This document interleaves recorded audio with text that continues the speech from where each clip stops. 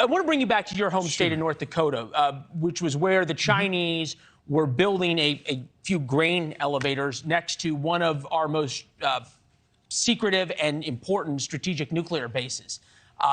That program went along for a while. The Chinese were permitted to build these grain elevators that could have very easily housed all sorts of electronic surveillance equipment, possibly even weapons, whatever else they would have had, just 12 miles from this base. Certainly the Chinese wouldn't have let us do that at one of their bases with an American company. We can all agree on that. That said, the balloon comes over. We couldn't have even bought the land. Yeah, right. They don't have a problem buying land.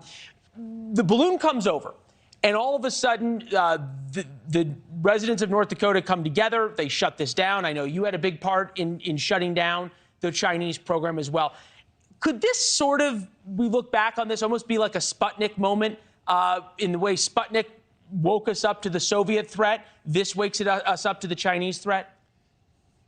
So, boy, that is my greatest hope, Leland, and I'm certain of it. In fact, I think the experience in Grand Forks with the way the community rose up and pushed back against their local leadership, the way, some of us at the federal level were able to work with our national defense and intelligence agencies, and, to put a stop to this, and ultimately the decision coming down from the city commission to stop this Fufang project. That, as painful as that year was for the citizens of Grand Forks, it was a gift to the country. The same, I think, can be said of the large spy balloon. I mean, you're talking about a 200-foot balloon and, a huge payload, sensors and cameras and all of these things. I think that experience that we went through, and while we can pass judgment on the judgment to not shoot the balloon down sooner.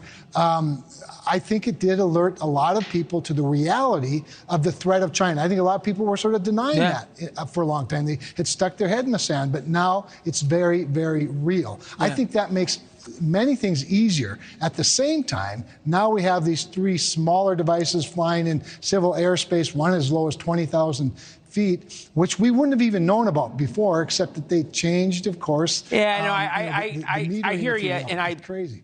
I appreciate you joining us. I wish I could say I feel better after talking to you. I'm not sure I do, but I appreciate it. It's good to see you, Senator. Thank you.